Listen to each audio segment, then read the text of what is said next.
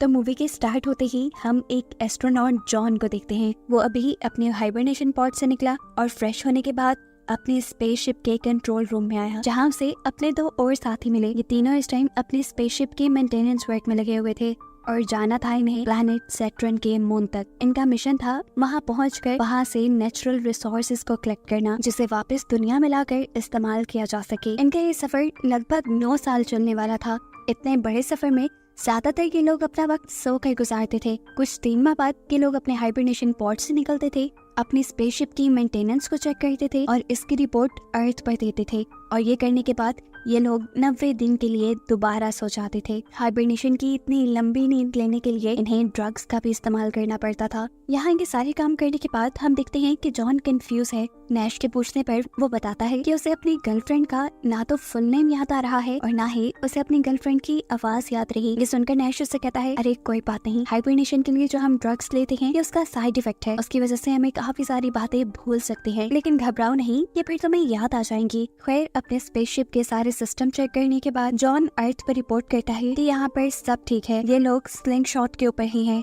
यानी उस रास्ते के ऊपर ही हैं जिस पे चलते हुए ये लोग सैटर्न के मून तक पहुंच जाएंगे। अपनी रिपोर्ट देने के बाद इन लोगों को दोबारा सोना था और सोने से पहले जॉन याद करता है कि वो और उसकी गर्लफ्रेंड जोई आखिर पहली मरतबा मिले कब थे और किस तरह मिले थे। जोई उसकी ऑफिस कलीग और उसकी मिशन ट्रेनर थी। ये सब याद करते हुए आखिर उसे जोई का पूरा नाम भी याद आ जाता है, जिसके बाद वो दोबारा अपने हाइबरनेशन पॉड में सो जाता है। अब ये लोग जब अगली मरतबा अपने हाइबरनेशन से उठे तो इस टाइम जॉन सबसे पहले उठा था। ज्यादा सोने की वजह से उसे चक्कर भी आ रहे थे। अपने आप को स्टेबल करने के लिए वो यहीं करीब ही बैठ गया। अचानक उनकी स्पेसशिप को एक जोरदार झटका लगा और जॉन ने ऊपर देखा तो एक सीलिंग के स्क्रू निकल रहे थे। ऐसे सीलिंग पैनल निकलकर उसके सर पे लग जाता है और वो वहीं बेहोश। उसके दोनों साथी जब हाइबरनेशन से निकलते हैं तो उसे बेहोश पाते हैं। उन्होंने ऊपर सीलिंग का टूटा हुआ पैनल भी देख लिया था। ये सब कैसे हुआ था ये जानने के लिए ये लोग कंट्रोल रूम में जाकर सीसीटीवी कैमरास की फुटेजेस चेक करते हैं और तब उन्हें मालूम होता है कि इनकी स्पेसशिप को एक बहुत बड़ा झटका मिला था, जिसकी वजह से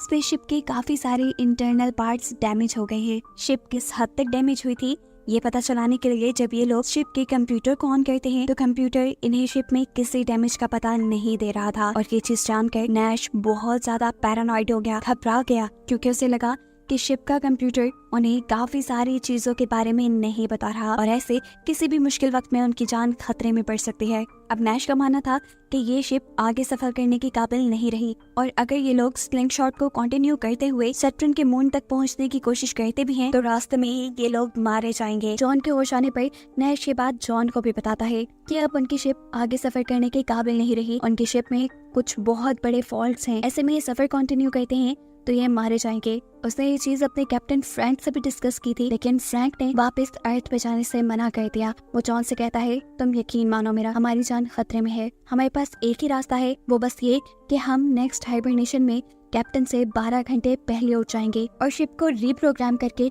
स्लिंग शॉट अर्थ की तरफ कर देंगे। जॉन नैश की बात मानने को तैयार हो जाता है, लेकिन सिर्फ इस शर्त पर कि वो पहले खुद हर चीज की जांच करेगा और अगर उसके कहे के मुताबिक सचमुच इस शिप के अंदर कुछ गड़बड़ है तो ही बस वो नैश की मदद करेगा। अब प्लान के मुताबिक अगली मरतबा ये लोग 12 घंटे पहले उठ जाते हैं। नैश की हालत इस टाइम शदीद खराब थी। वो बहुत ज्यादा पैनिक हुआ था क्योंकि उसे लग रहा था कि शिप का सिस्टम अब काम नहीं कर रहा और ये लोग जल्द ही मर जाएंगे। लेकिन यहाँ पर जॉन उसे काम डाउन करता है और फिर शिप के सारे सिस्टम को खुद चेक करता है। उसके मुताबिक शिप में कोई ऐसा मसला नहीं था जिसकी वजह से ये अपने मिशन को दरमियान में छोड़ देते। अभी ये दोनों ये बातें ही कर रहे थे कि अचानक उनके पीछे कैप्टन फ्रैंक भी आ गए, जिन्हें देखकर कि दोनों घबरा गए क्योंकि उनके जागने में अभी काफी वक्त था। कैप्टन फ्रैंक तब इन्हें बताते हैं कि पिछली मर्तबा किचन में बैठकर जब ये लोग बातें कर रहे थे तो उनकी सारी बातें कैप्टन फ्रैंक ने सुन ली थी और इन्हीं की तरह उन्होंने भी अपना हाइबरनेशन पॉड से निकलने का टाइम 12 घंटे पहले का ही सेट कर लिया था। अब फ्रैंक जॉन को बताते हैं कि शिप में ऐसा कोई मसला नहीं है जिसकी वजह से उन्हें ये मिशन अबॉर्ट करना पड़े। जॉन भी उनकी हाँ में हाँ मिलाता है। यहाँ फ्रैंक उससे प्रॉमिस करते हैं अगर मिशन में कोई भी प्रॉब्लम हुई तो मैं खुद इस स्पेसशिप को दोबारा अर्थ की तरफ मोड़ूंगा। वो लोग ये बात कर रहे थे, दूसरी तरफ हम देखते हैं कि नैश की हालत बिगड़ चुकी है। वो पैनिक कर रहा है क्योंकि उसे लग रहा है कि अगर वो लोग अपने मिशन को कंटिन्यू रखते हैं तो जल्द ही वो मर जाएंगे। उन्हें फौरन अर्थ पे वापस चले जाना चाहिए। उसकी ऐसी हालत तो फ्रैंक आकर जबरदस्ती बुरी तरीके से कंट्रोल करता है और जबकि अब थोड़ी देर बाद हम देखते हैं कि जॉन की भी हालत बिगड़ने लगी थी। उसे भी अब ऐसे हेलुसिनेशंस हो रहे थे कि जैसे उसकी गर्लफ्रेंड सोई इस स्पेसशिप में उसके साथ ही हो। हालांकि वो जानता था कि ये सब सच नहीं है। अब वो उस सीलिंग पैनल के नीचे से गुजरता है जिसकी वजह से वो पहले बेहोश हुआ था। उस सीलिंग पैनल को उसके एक साथी ने जोड़ दिया था। नैश की बातों को सोचते हुए वो इस सीलिंग पैनल को खोलता है और चेक करने के लिए जाता है कि आखिर खराबी हुई भी थी या नहीं। अंदर जाने पे उसने देखा कि काफी सारी तारें स्पार्क कर रही थी। इससे पहले कि वो कुछ कर पाता, इस स्पार्क की वजह से वहाँ एक बहुत बड़ा डैमेज हो जाता है और स्पेसशिप बाहर की तरफ से टूट जाती है। अंदर की ग्रेविटी अब यहाँ वर्क नहीं कर रही थी। बाहर से आने वाला प्रेशर तेजी से जॉन को अपनी तरफ खींच रहा था, लेकिन जॉन यहाँ स्पेसशिप के कुछ पार्ट्स पकड़कर अपने आप को स्पेसशिप के अंदर रखने की कोशिश में था, लेकिन जल्द ही वो अपने आप को बचाने में नाकाम रहा और एकदम से स्पेसशिप के बाहर स्पेस में गिर गया। उसके बाहर गिरते ही यहाँ असल में जॉन को होश आता है और हमें मालूम होता है कि ये सब जो अभी हमने देखा वो सिर्फ जॉन की हेलुसिनेशंस थी। ये लोग अब अपने हाइबरनेशन पॉड के अंदर वापस चले जाते हैं। जब अगली बार ये लोग उठे तो इन्हें मालूम हुआ कि इनके मिशन का पीक टाइम आ चुका है। इन्हें अब अपना स्लिंग शॉट चेंज करना था, यानी जिस ऑर्बिट जिस पाथ के ऊपर ये लोग सफर कर रहे थे इन्हें वो चेंज करना था। नैश इस सब के हक में नहीं था क्योंकि उसे लग रहा था कि उसकी स्पेसशिप के अंदर कुछ न कुछ गड़बड़ है, लेकिन कैप्टन फ्रैंक और जॉन ये मिशन दरमियान में छोड़ने के हक में नहीं थे। इसलिए वो दोनों अकेले ही सारी कैलकुलेशंस करते हैं और फिर स्लिंग शॉट चेंज कर देते हैं। उनकी स्पेसशिप में एक बहुत बड़ा झटका आता है और स्पेसशिप में बहुत सारे अलार्म बजने लगते हैं। स्पेसशिप का सिस्टम ओवरलोड होने के सिग्नल्स दे रहा था, लेकिन तब भी कैप्टन फ्रैंक ने ये मिशन रोका नहीं और इसे कंटिन्यू रखने के लिए बटन दबा दिया। नैश को लगा बस अब ये लोग मर जाएंगे, लेकिन अगले ही पल इन्हें मालूम हुआ कि ये लोग सेफली अपना स्लिंग शॉट यानी अपना पाथ चेंज कर चुके हैं। ये उनके लिए एक बहुत बड़ी कामयाबी थी जिसे ये लोग यहाँ पर सेलिब्रेट भी करते हैं। आगे कुछ दिनों के लिए इन्हें अपने पाथियों पर नजर रखने के लिए जागते रहना था। अपना माइंड डाइवर्ट करने के लिए जॉन यहाँ पे एक्सरसाइज करता है और अपने आप को ज्यादा से ज्यादा बिजी रखने की कोशिश करता है, लेकिन अब उसकी दिमागी हालत उसे ज्यादा कुछ करने दे नहीं रही थी। उसे हेलुसिनेशंस होने लगे थे, ऐसे जैसे जोई उसके आगे पीछे हो। तब कैप्टन फ्रैंक उसे यकीन दिलाते हैं कि जोई यहाँ स्पेसशिप के अंदर नहीं है। दूसरी तरफ एक खाली जगह के अंदर हम नैश को देखते हैं जिसकी हालत अब बिगड़ती जा रही थी। जॉन के पूछने पर वो बताता है कि अब उसे अपने मॉम डैड के नाम और उनके चेहरे तक भूल गए हैं और जॉन उससे कहता है तुम जानते तो हो ये हाइबरनेशन ड्रग्स की वजह से है। तब नैश जवाब देता है मैं कैसे यकीन दिलाऊं, मेरे साथ कुछ सच में बुरा हो रहा है, मेरी हालत ठीक नहीं है, मुझे अब नंबर्स भी सही से समझ नहीं आ रहे। ये लोग बातें कर रहे थे कि इन्हें कंट्रोल रूम के अंदर कैप्टन फ्रैंक बुलाते हैं। वहाँ पर उनकी कैलकुलेशन में कुछ खराबी आ रही थी जो उनके स्लिंग शॉट को चेंज कर सकती थी। जॉन और नैश मिलकर यहाँ इन कैलकुलेशंस को ठीक करते हैं और फिर नैश इन्हें बताता है कि इनके सिस्टम का लो लेवल कमांड रिएक्टर खराब हो रहा है और ये सारी प्रॉब्लम्स उसी की वजह से हो रही हैं। ये बात तो अब जॉन भी जान गया था और हालत उसकी भी खराब हो रही थी। कैप्टन फ्रैंक जानते थे कि ये दोनों वापस लाइफ पे जाने की बात करेंगे, इसीलिए वो यहाँ पर अपनी गन निकाल देते हैं और इन दोनों को ब्लैकमेल करते हुए इनके हाइबरनेशन पॉड में जाने को कहते हैं। जॉन तो उनकी बात मानते हुए हाइबरनेशन पॉड में चला जाता है, लेकिन जाने से पहले उसने देखा कि फ्रैंक नैश को टॉर्चर कर रहा था। फ्रैंक ने नैश के सर के ऊपर एक गन से हमला किया और वो आकर जॉन के हाइबरनेशन पॉड के ऊपर गिरा। इसके बाद क्या हुआ वो जॉन नहीं देख पाया क्योंकि वो सो गया था। अगले मर्तबा जब जॉन हाइबरनेशन पॉड से उठा तो उसे यहाँ कोई नजर नहीं आया। एकदम से उसके पीछे कैप्टन फ्रैंक आ गए जिनसे उसने नैश के बारे में पूछा तो फ्रैंक ने बताया कि नैश बहुत ज्यादा अनस्टेबल हो गया था, इसीलिए मुझे जबरदस्ती उसे हाइबरनेशन पॉड के अंदर कैद करना पड़ा है। ये बात करके जॉन अपने काम पे लग जाता है, यानी अपनी शिप के मेंटेनेंस वर्क में लग जाता है, जहाँ बैठकर उसने नोटिस किया कि उसका बाजू अजीब तरीके से नीला पड़ा था। शायद ये उसकी हाइबरनेशन ड्रग्स का असर था। एकदम से उसका बाजू काला होते होते आखिर फट जाता है और अजीब सी एलियन की तरह की शक्ल ले लेता है, जो देखकर जॉन खुद भी डर गया। लेकिन अगले ही लम्हे उसे पता चला कि ये भी सिर्फ उसकी हेलुसिनेशन थी। उसका बाजू बिल्कुल ठीक था। अब जॉन को बार बार पहले की तरह ही जोई के भी हेलुसिनेशंस आ रहे थे। वो जोई से बहुत प्यार करता था,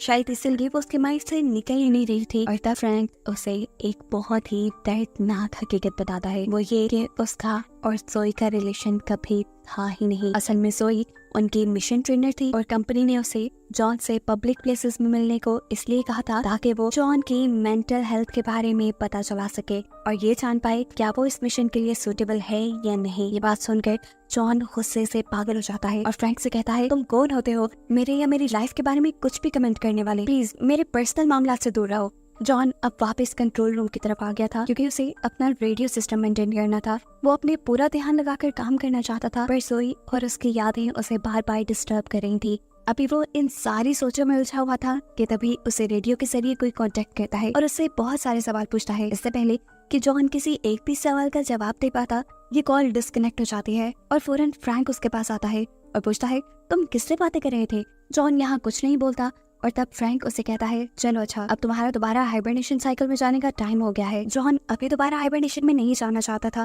लेकिन वो ये भी जानता था कि कैप्टन फ्रैंक अपनी बात मनवाने के लिए किस हद तक जा सकते हैं। इसीलिए वो फ्रैंक को कंट्रोल रूम के अंदर ही बंद कर देता है और उससे कहता है, मैं तभी हाइबरनेशन पॉड में जाऊंगा जब तुम मुझे नैश से मिलवाओगे। तब फ्रैंक कहता है, पागल हो गए हो, मैं उसके हाइबरनेशन साइकिल को डिस्टर्ब नहीं कर सकता, ऐसे में कुछ भी गलत होने का खतरा है। तो मेरी बात मानो, अभी तुम जाकर सो जाओ, अगली मर्तबा जब तुम उठोगे तो मैं तुम्हें उससे मिलवा दूंगा। अभी हम दोनों के लिए यही बेहतर है कि जब तक हम सैटर्न के मुद्दे तक ना पहुंच जाएं, उसे ना ही जगाया जाए। यहाँ बातों में भला फुसला कर फ्रैंक जॉन से अपना दरवाजा खुलवा लेता है और फिर फौरन ही उसके ऊपर गन पॉइंट करके उसे जबरदस्ती हाइबरनेशन पॉड में जाने को कहता है। जॉन ने देखा था कि किस तरह जब नैश ने उसकी बात नहीं मानी थी तो फ्रैंक ने उसके ऊपर हमला कर दिया था। अब पहले से ही अपने आप को बचाने के लिए वो यहाँ फ्रैंक से ही लड़ने लग जाता है, उसके हाथ से उसका वेपन लेने के लिए। इन दोनों के दरमियान में अच्छी खासी लड़ाई शुरू हो जाती है और ये गन लेने के चक्कर में जॉन फ्रैंक का नाक तक तोड़ देता है, जिसकी वजह से वो बेहोश भी हो गया था। उसे अब पागलों की तरह हेलुसिनेशंस आ रहे थे, जोई के और डिफरेंट चीजों के। वो सब चीजों से ध्यान हटाकर दोबारा कंट्रोल रूम में जाता है और सीसीटीवी फुटेजेस के जरिए नैश को ढूंढने की कोशिश करता है। इससे पहले कि वो नैश को ढूंढ पाता, यहाँ दोबारा फ्रैंक आ गया। फ्रैंक उसके ऊपर हमला करने ही वाला था, लेकिन जॉन ने उससे पहले ही फ्रैंक के ऊपर हमला करके उसे इतना मारा कि वो जान से ही मर गया। वो अब इस शिप में और कुछ गलत होने नहीं देना चाहता था। दोबारा वो कंट्रोल पैनल तक गया और उसने एआई से अपने बाकी क्रू मेंबर्स के बारे में पूछा और ये जानकर तो उसके होश ही उड़ गए कि इस शिप में कोई और क्रू मेंबर था ही नहीं। शुरू से अब तक इस शिप के अंदर सिर्फ एक ही क्रू मेंबर है और वो खुद है जॉन। अब जॉन एआई से जब अपना पूरा नाम पूछता है तो उसे पता चलता है कि उसका पूरा नाम जॉन फ्रैंक नैश था और अभी तक जो दो कैरेक्टर यानी नैश और फ्रैंक हम देखते आ रहे थे, वो दोनों ही उसकी हेलुसिनेशंस का पार्ट थे। और जैसे ही ये सारी हकीकत जॉन को पता चलती है कि अभी तक उसे हेलुसिनेशंस हो रहे थे और वो इस शिप के अंदर सिर्फ अकेला है, तो वो पूरी तरह टूट जाता है। अब उसने अर्थ से कांटेक्ट किया क्योंकि उसे समझ नहीं आ रही थी उसके साथ क्या हो रहा है। हैरान कर देने वाली बात ये थी कि दूसरी तरफ से जोई ही जवाब देती है। असल में उनके सिस्टम में कुछ प्रॉब्लम हो गई थी, जिसकी वजह से जॉन को हाइबरनेशन ड्रग एक मर्तबा ज्यादा दे दी गई और इसी की वजह से वो अब तक हेलुसिनेट कर रहा था। ये सारी बात जानने के बाद वो जोई से कहता है कि बस वो अब इस मिशन को और कंटिन्यू नहीं करना चाहता, वो अर्थ पे वापस आना चाहता है। और तब एक और शॉकिंग ट्विस्ट उसे ये पता चलता है कि वो अभी तक किसी स्पेसशिप के अंदर था ही नहीं और ना ही वो कोई स्पेस ट्रेवल कर रहा था। उसे स्पेस ट्रेवल की ट्रेनिंग देने के लिए एक फैसिलिटी के अंदर रखा गया था जो बिल्कुल एक स्पेसशिप जैसी थी। इस फैसिलिटी के इस खास कंपार्टमेंट को, जो कि बिल्कुल स्पेसशिप की तरह बनाया गया था, उसे जमीन के तकरीबन 1000 फीट अंदर की तरफ बनाया गया था ताकि हाइबरनेशन ड्रग और हाइबरनेशन के सारे इफेक्ट्स अच्छी तरह पता चल पाए। जॉन इन सब चीजों को लेकर बुरी तरह कंफ्यूज था। वो जोई से बताता है कि वो स्पेस में इस टाइम जुपिटर को देख पा रहा है, उसके सामने स्लिंग शॉट है। तो यहाँ जोई उसे बताती है कि ये सब भी जो उसे नजर आ रहा है वो उसकी हेलुसिनेशन का ही एक पार्ट है। इन्हीं की बातों से हमें पता चलता है जो एक मरतबा पहले शिप में झटका लगा था और शिप का सीलिंग पैनल टूट के गिरा था, वो अर्थक्वेक किन्हीं जलजले की वजह से हुआ था। और जब इन्हीं झटकों की वजह जॉन कैमरास में ढूंढने गया था तो उसे कुछ खास नहीं मिला था। उसी जलजले की वजह से जॉन के हेडक्वार्टर से कांटेक्ट भी टूट गए थे और जोई उसे ओवरडोज होने के बारे में कुछ नहीं बता पाई थी। लेकिन अब ये एक्सपेरिमेंट बिल्कुल खत्म हो चुका था।